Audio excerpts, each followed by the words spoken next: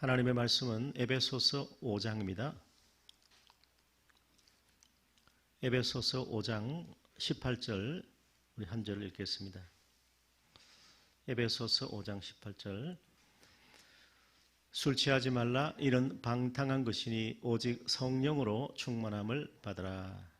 아멘. 오늘은 우리 종교개혁 기념주일입니다. 1517년 10월 31일에 독일의 사제였던, 그러니까 구교 가톨릭의 사제였던 마틴 루터가 종교개혁의 기치를 밝혔습니다. 마틴 루터는 당시 교수였고 또 사제였습니다.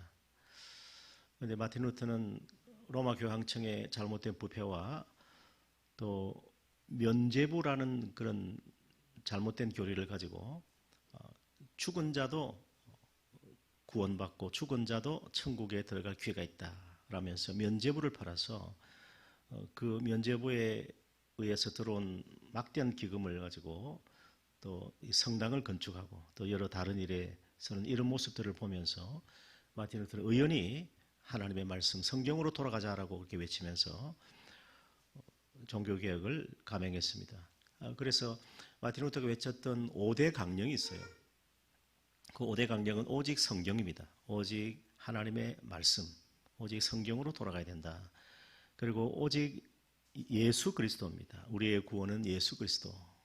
그리고 오직 은혜라고 하는, 그리고 오직 믿음, 오직 하나님께 영광. 이것이 그냥 말로만 찬란한 구호가 아니라 진정 교회가 이렇게 돼야 됩니다. 우리는 오직 하나님의 말씀, 성경으로 돌아가야 되고 오직 예수 그리스도 외에 다른 구원이 없다라는 유일한 복음, 유일한 구원을 외쳐야 됩니다.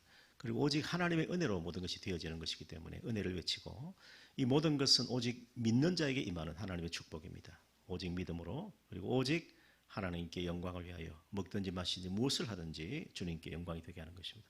한번 이 구호를 한번 같이 한번 외치겠습니다. 오직 성경으로, 오직 예수 그리스도, 오직 은혜, 오직 믿음, 오직 하나님께 영광. 예, 우리 적어도 이것은 우리가 기본적으로 잘 알고 있어야 됩니다. 우리 어린아이들이나 학생들은 늘 고통이 뭐냐면 시험 치고 공부하는 고통입니다. 언제쯤 이 시험을 안 치고 또 언제 이렇게 뭐 학력평가라든지 뭐 수능이라든지 학교 진학을 위해서 공부, 이게 힘들지 않습니까? 그런데 어른이 되면 뭐가 좋습니까? 공부를 안 해야 된다. 그런데 공부해야 됩니다. 예, 우리 인생의 두 번째 교과서는 성경을 배우는 겁니다. 어릴 때 학교에서 학문을 배우고 지식을 배우지만 그 지식을 바르게 사용하고 지혜롭게 우리가 선용하기 위해서는 하나님의 말씀, 지혜의 근본이신 하나님의 말씀을 배워야 됩니다. 그러니까 신불신을 막론하고 성경을 알아야 된다는 것. 특별히 우리 그리스도인에게는 하나님의 말씀, 성경을 분명히 알고 가르쳐야 된다는 것입니다. 어른이 되었으면 나 다 배웠다, 그게 아닙니다. 그때부터 다시 배워야 됩니다. 그래서 인생의 두 번째 교과서, 마지막 교과서는 성경 말씀이죠. 그래서 마틴 루터는 오직 성경으로, 성경에 그릇된 것은 잘못된 것이다, 거짓되다라는 것을 외치면서 사실은 담대하게 로마 교황청에 맞섰습니다. 거의 불가능한 그런 영적 전투였는데 마틴 루터는 종교개혁의 횃불을 밝히고 지금까지 그 종교개혁의 그런 구호들이 우리 교회를 통해서 지켜지고 있는 것입니다. 저희 마틴 루터가 독일의 사제고 그렇게 시작했고 토마스 윈처라는 사람은 루터의 후계자입니다.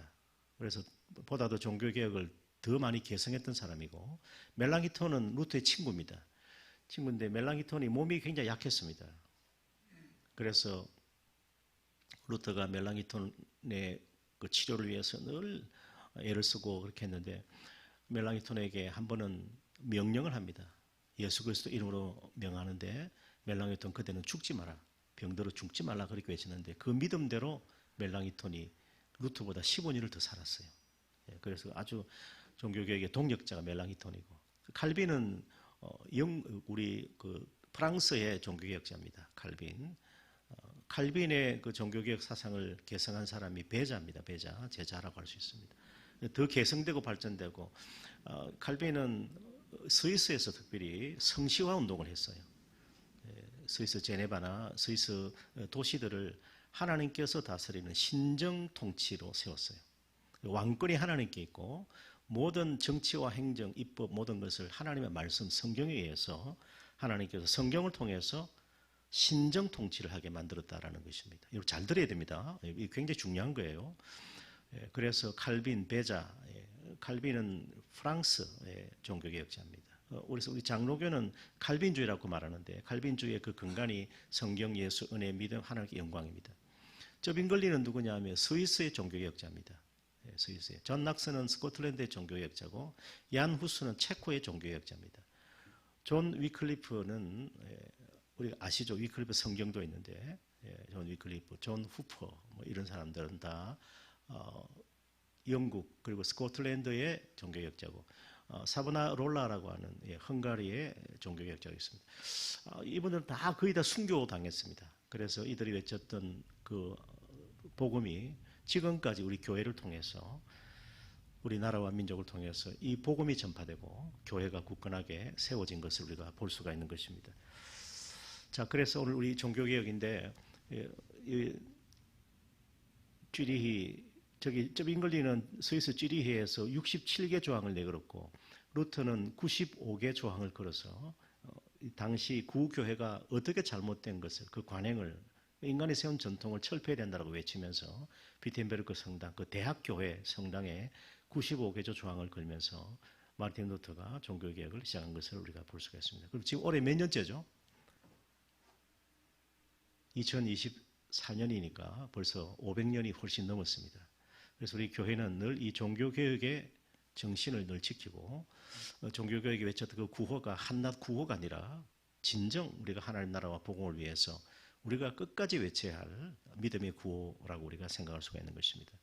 그래서 우리가 예수 그리스도를 믿으면 항상 우리 안에 성령이 거하시고 성령이 계셔서 우리는 지혜로운 삶을 살도록 인도하여 주십니다.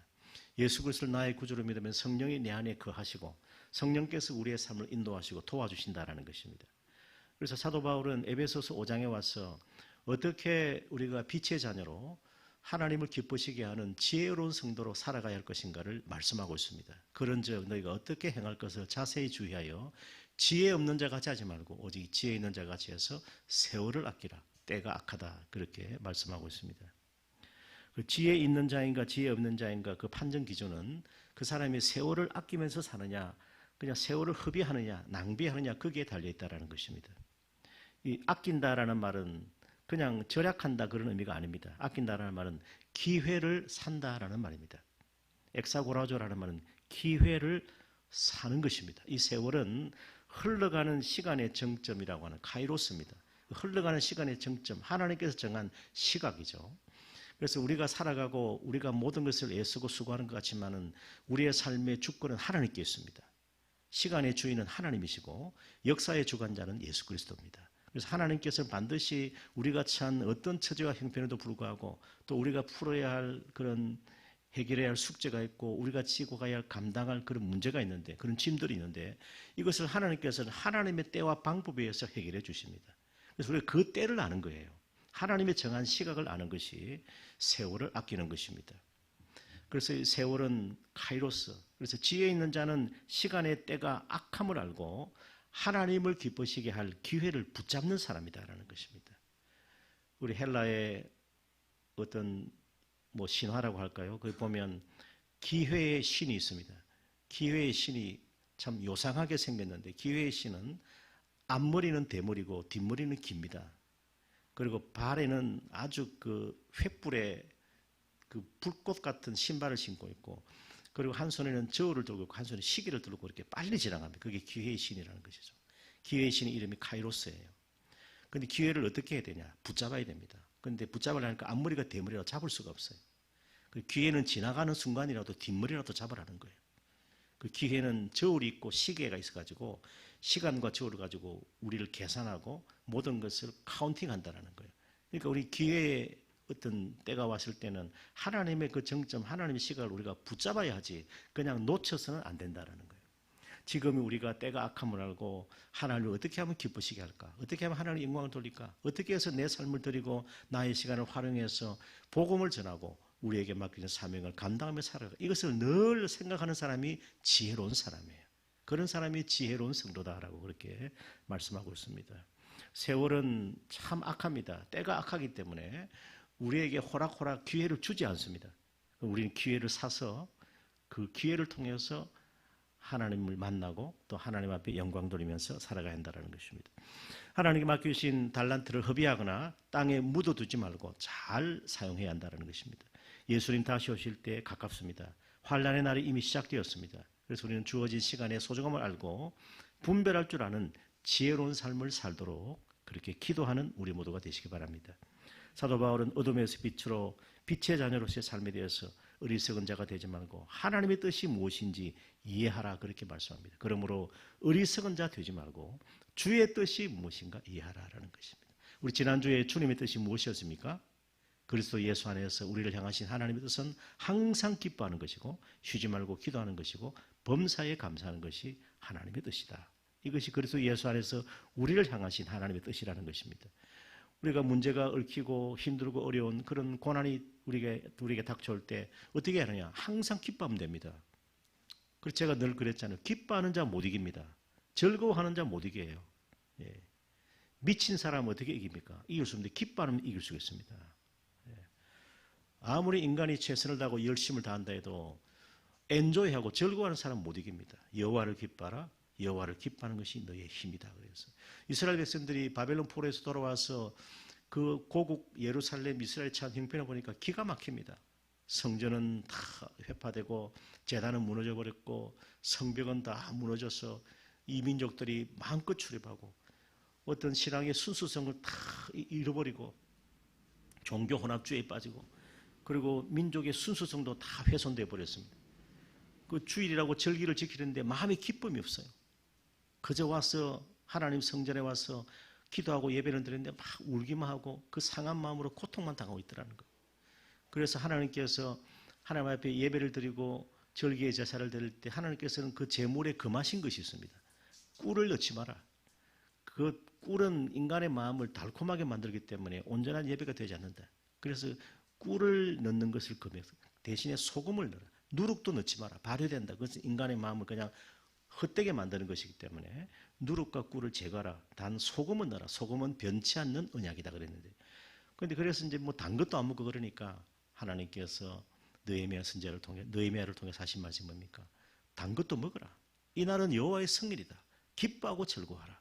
여호와를 기뻐하는 것이 너의 힘이다라고 그렇게 말씀했을 때 백성들이 그 말씀을 듣고 힘을 얻고 용기를 가지게 되었다는 거예요. 그래서 성벽도 다시 재건하고 성전이 다시 세워졌으니까 마음껏 하나님께 예배하면서 하나님의 이름을 외치고 찬송했다는 것입니다. 그래서 우리는 주님의 뜻이 무엇인가 늘 이해해야 되는 것입니다. 우리가 율법주의에 빠지거나 인본주의에 빠지면요 마음에 기쁨과 평안이 없어요. 미국 뉴욕에서 어떤 유대인 전통 랍비가 말이죠. 길을 건너다가 이 보행자 위반에 걸려가지고 경찰에 단속이 됐다. 그 경찰이 하는 말이 그대가 사는 곳에 주소를 적으라는 거예요.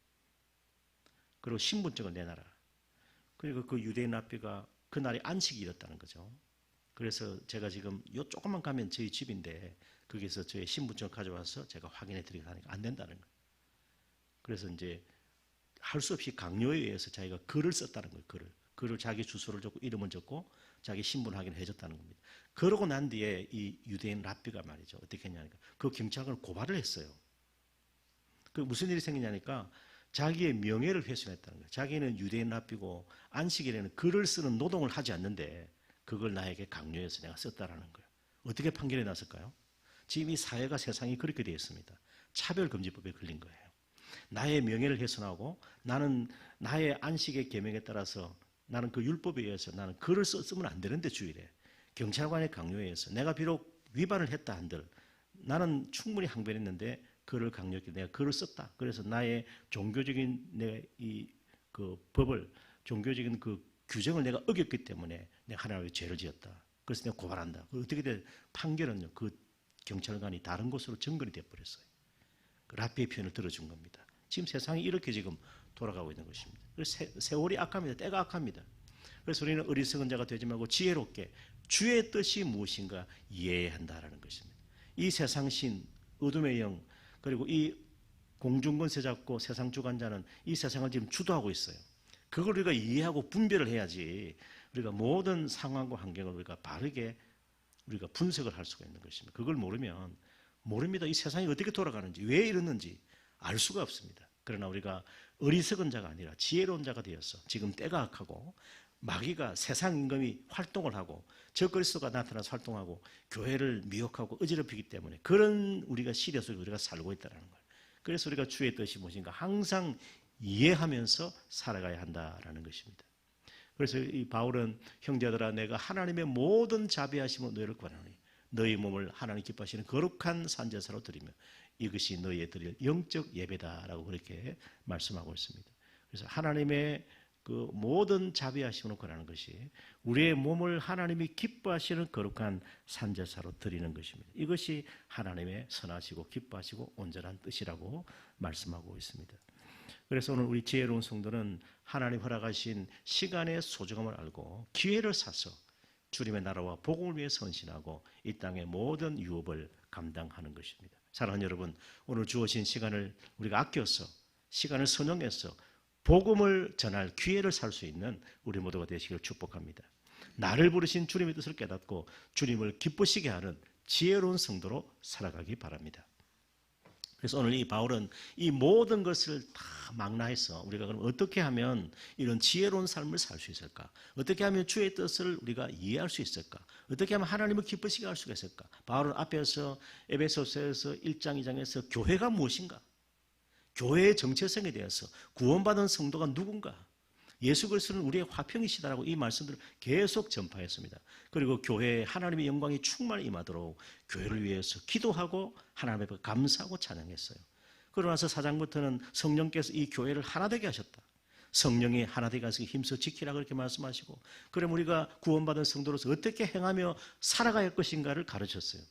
그 4장 5장에 계속 와서 말씀하시기를 하나님께서는 우리에게 온전한 성도로서의 교회로서의 역할을 하기를 원하시고 우리가 그리스도 예수 안에서 화평한 그런 주님의 몸된 교회를 세워나가임을 말씀하시고 그리고 가정에서는 어떻게 해야 되고 그리고 주인과 종의 이 사회생활을 어떻게 해야 되고 그리고 우리 교회 생활을 어떻게 해야 할지를 가르쳤단 말이에요. 이 모든 것을 정말 지혜롭게 감당하고 그리고 하나님의 뜻을 분별하고 이해하는 가장 정확한 해답은 성령 충만이에요. 세상의 가치관이나 세상의 철학이나 세상의 어떤 지식과 정보가 그게 아니라 우리가 하나님의 성령으로 충만할 때 이 모든 일을 감당할 수 있다는 거예요. 그래서 술 취하지 마라. 이는 방탕한 것이다. 오직 성령으로 충만함을 받으라. 술 취하지 마라 그래서. 술에 취한다라는 무슨 말인지 아세요? 사람은 술에 취하면 술의 지배를 받습니다. 술에 취한다는 건 술의 다스림을 받는 거예요. 그래서 우리 이 사회가 술을 권하는 사회 아닙니까? 우리나라 문화는 특히 그렇습니다. 잔을 돌리는 사회예요. 이 술을 자꾸 먹다 보니까 결국 술 취하면 방탕과 연결이 되더라는 것이죠. 술 취하면 사람들이 어떻게 합니까? 횡설수설 말이 많아집니다. 그리고 술에 취하면 갈팡질팡 지그재그로 걷습니다. 이미 정신이 온전하지 못한 거예요. 뭐 술김에 어떻게 그런 말 있잖아요. 그래서 이 범죄자들이 취중에 어떻다 하면 그게 감면이 되는 게 아니에요. 그런 취중의 범죄를 저지른 사람은 더 큰 중죄로 다스려야 돼요. 왜냐하면 더 악하니까 술을 이용해서 더 악을 저질렀다는 것은요.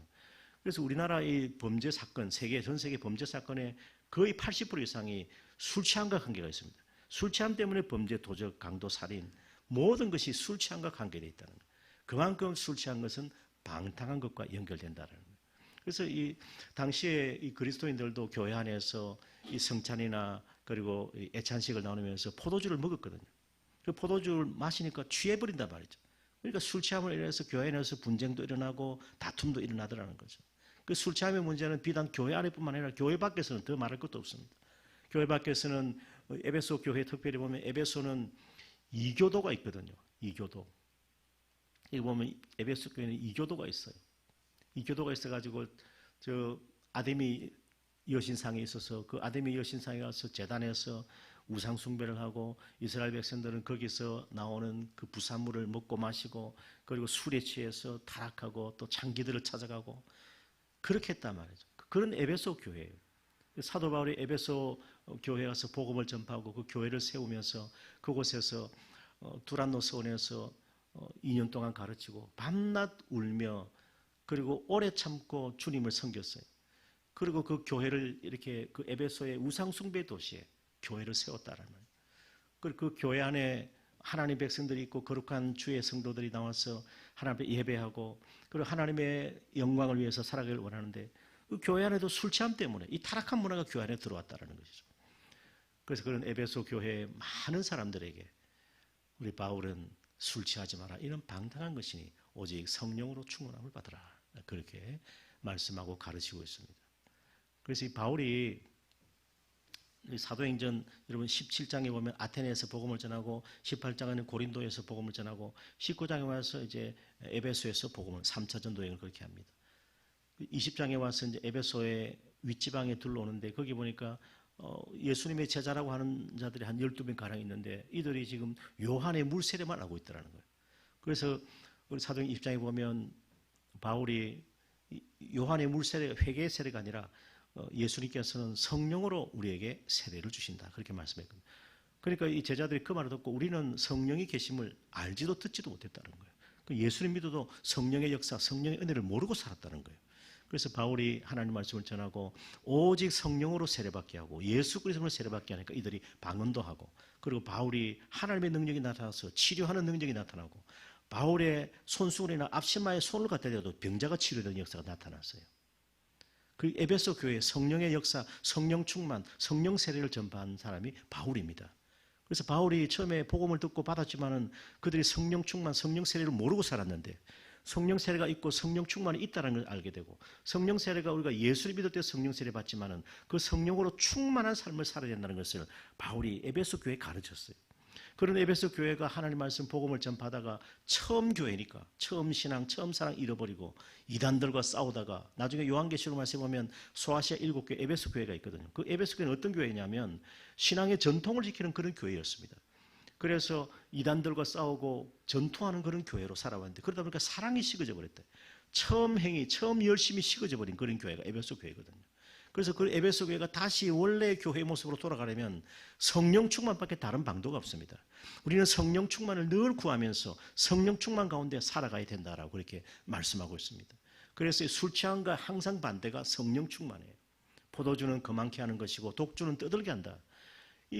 여기에 술에 미혹되는 자에게는 지혜가 없다 그래서 우리 창세기 8장에 보면 이후의 말씀 보면 노아 홍수 이후에 노아가 이제 땅에 정착해서 어떻게 하면 처음에 포도농사를 짓는데 포도농사가 잘 돼가지고 그날 노아가 포도주를 마시고 술에 취해서 자기 하체를 드러내고 그 자식들 앞에서 수치를 드러내고 말았단 말이에요. 이게 술 취함이 오는 방탕이거든요. 그 노아가 실수를 한 거죠. 그래서 이 술에 취하면 항상 사람이 실수하고 또 방탕하게 되어 있다라는 술 취함으로 인한 방탕한 생활에 대해서 잠언 말씀은 계속 경고하고 있다라는 거예요. 타락, 방종, 무절제가 바로 술 취하면서부터 온다라는 거예요. 그래서 filled with drunken 술에 취해서 살면 방탕한 삶을 살게 된다. 결단코 하나님을 기쁘시게 할 수가 없고 그것은 지혜로운 삶이 아니다라고 그렇게 말씀하고 있다라는 것입니다. 우리 술주자를 보면 한자에 보면 이 물수자에다가 닭 유자가 오른쪽에 있어요. 그래서 이것은 우리에게 의미가 있습니다. 술을 만약에 마시되 닭이 물을 마시듯이 하라는 거예요. 닭은 어떻게 물을 마십니까? 조금 한 모금하고 하늘을 한번 쳐다보고 닭이 물을 많이 마시지도 않아요. 한 3모금 하루에 마시면서 그래도 적게 마시라 이 말이에요. 닭은 아침 저녁으로 웁니다. 그래서 닭처럼 말이죠. 술을 마시고 빨리 집에 가라 이거예요. 그렇게 해서 이제 그렇게 어떤 그런 한자의 의미가 담겨 있다라는 것이죠. 그래서 바울이 참 이렇게 에베소 교회를 생각하면서 술 취하지 마라 이는 방탕한 것이니 오직 성령으로 충만함을 받으라. 오늘 이 시대 우리 교회를 향해서도 그렇게 말씀하고 있는 것입니다. 에베소가 굉장히 타락한 도시, 지금의 도시와 마찬가지입니다. 에베소는 아담의 여신상이 있고 그걸 만들어서 그걸 장사하는 여신전 신전 우상 신전을 모형을 만들어서 파는 데메드리오라고 하는 자가 있었거든요. 그걸 만들어서 주상을 만들어서 팔아서 수익을 얻었는데 바울이 복음을 전하니까 저는 헛되는 상이 다 소용이 없게 되었단 말이에요. 그래서 에베소의 그 성도들이 그 에베소가 마술이 주술이 유행하는 곳인데 그곳에 마술책을 다 모아서 불태워서 살랐는데 은 5만이나 될 정도로 그 도시 전체가 마법, 마술, 주술로 가득한 도시가 에베소예요. 그리고 이 시대의 도시와 동일합니다. 똑같습니다.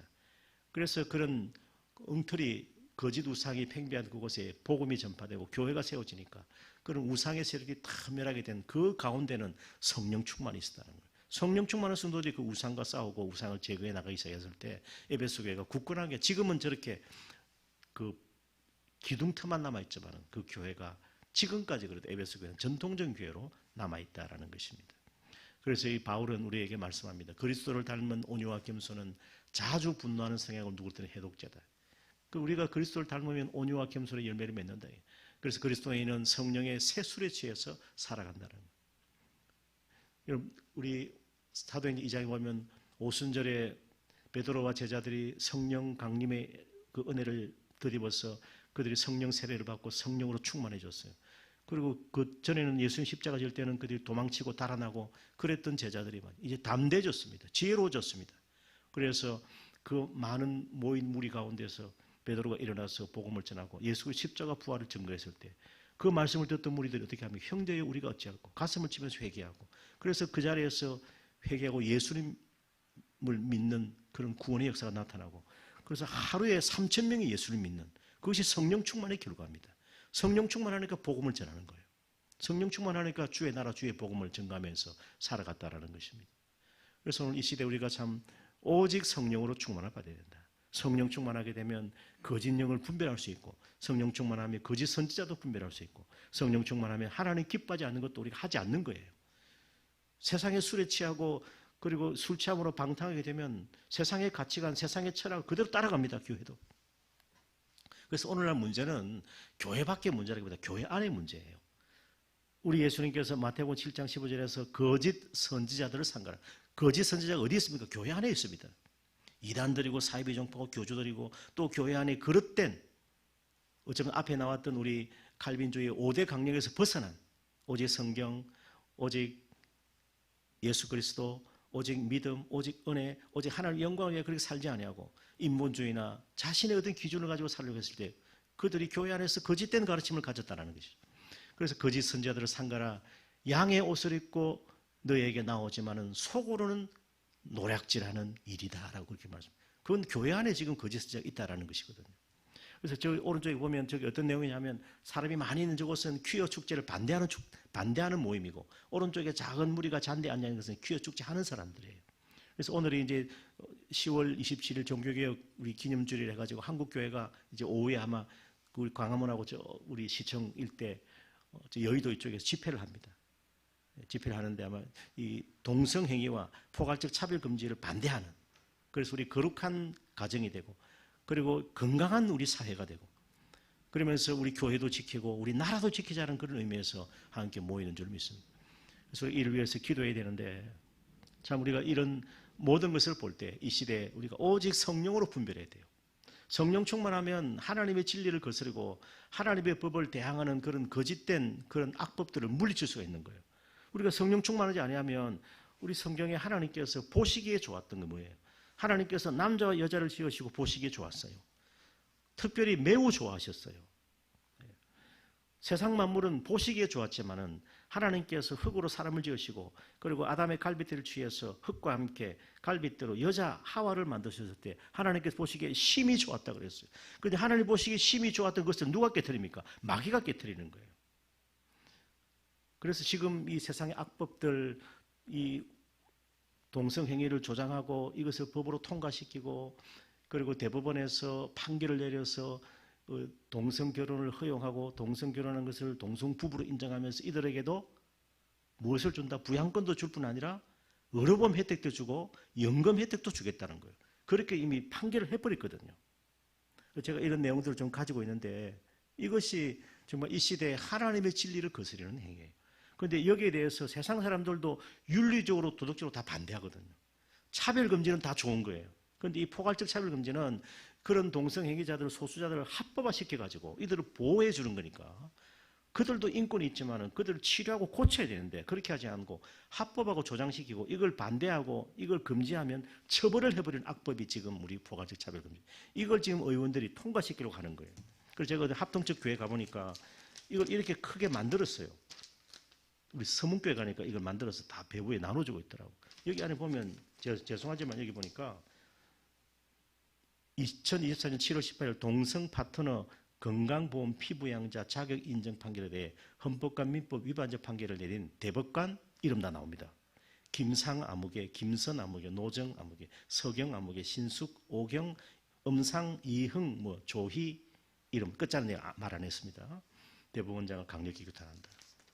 자, 여러분 이분들의 자신들의 주관일까요? 그렇지 않습니다. 배후의 세력이 있습니다. 배후 세력이 누굴까요? 더 큰 거대한 조직과 단체가 있을 것입니다. 그리고 그 배후에는 누가 있을까요? 그 뒤에는 사탄입니다. 사탄이 이 일을 주장하고 있는 거예요.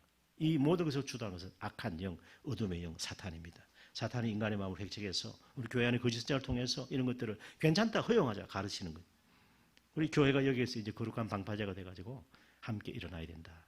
이거 우리가 지켜야 된다. 우리 가정도, 우리 자녀도, 우리 다음 세대도, 우리 교회도, 우리 군대도, 사회도, 나라와 민족도, 전 세계도 우리 교회가 지켜야 된다는 거예요. 거룩한 방파제가 되어서 이 어둠의 악한 영의 활동을 막아서고 지켜야 할 영적 전투의 선봉이 교회가 써야 된다.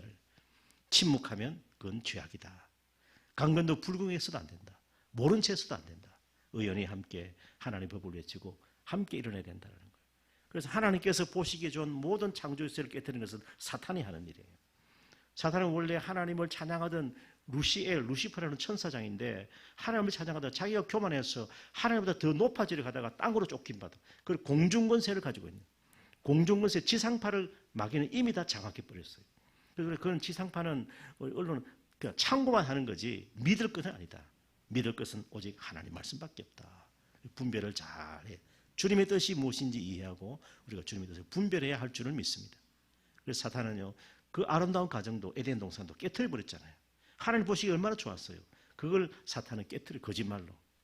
너가 하나님과 같이 된다. 눈이 밝아진다. 먹어라. 선악의 모든 기준은 인간이다. 그렇게 하면서 지금도 계속해서 속여서 거짓 선지자를 양산하고 그들이 거짓된 가르침을 통해서 교인들이 속아 넘어가고 있다는 거예요.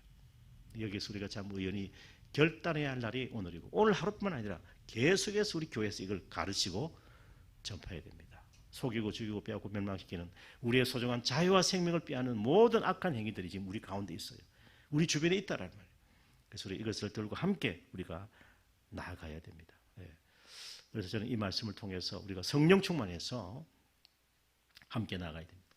여러분, 성령 충만하면 어떤 일이 생기느냐? 시와 찬미와 신령한 노래로 서로 화답하고 마음으로 주께 노래하고 찬송하는 그런 교회 공동체로 세워지게 되는 것입니다. 우리 가정도 그렇게 되는 것입니다. 범사에 우리 주 예수 그리스도의 이름으로 항상 하나님 아버지께 감사하는 그런 삶을 성령 충만할 때 살아갈 수가 있는 것이죠. 이 말씀이 그래서 그리스도를 경외함으로 피차 복종하는 얼마나 아름답습니까? 피차 복종할 수 있는 그런 공동체로 세워지게 되는 것입니다. 말씀 기억하셔서 우리가 성령으로 충만해서 성령 충만을 받아야 됩니다. 성령 충만은 하나님 주시는 거고 우리에게 약속하신 하나님의 명령입니다. 우리가 하는 것이 아니고 수동태예요. 하나님 주시는 거예요. 성령 충만은. 여기 보면 말씀에 나와 있죠. 성령 충만이 어떻게 됩니까? 성령 충만하니까 우리가 하나님의 영으로 충만한 건데 수동태고 명령이고 현재 진행, 계속 지속 채워지는 것이고 복수입니다. 나 혼자가 아니고 우리 공동체 전체 성령 충만, 플레로 가득 채워지는 은혜가 있어야 한다라는 것이죠. 그렇게 될 때 우리가 성령의 열매를 맺고 우리가 항상 사랑, 희락, 화평, 그리고 오래 참음, 충성, 절제, 온유, 양선, 자비 이 사랑의 열매를 함께 우리가 맺어갈 수가 있는 것입니다. 주님 안에서 성령의 충만한 은혜를 받고 성령의 인도하심으로 성령의 도우심으로 항상 살아가십시오. 그래서 우리가 fill with drunken이 아니고 no입니다. fill with Holy Spirit 하나님의 성령으로 우리가 충만할 때 우리가 하나님을 기쁘시게 하고 주님의 뜻 가운데 우리가 지혜로운 삶을 살아갈 수 있는 우리 모든 성도를 되시길 축원합니다. 한번 따라합시다. 술 취하지 말자. 오직 성령으로 충만하자. 성령으로 충만함을 받고 살아가자. 그렇게 우리 성령의 인도하심으로 성령의 도우심으로 항상 주와 함께 동행하는 복된 여러분 되시길 축원합니다.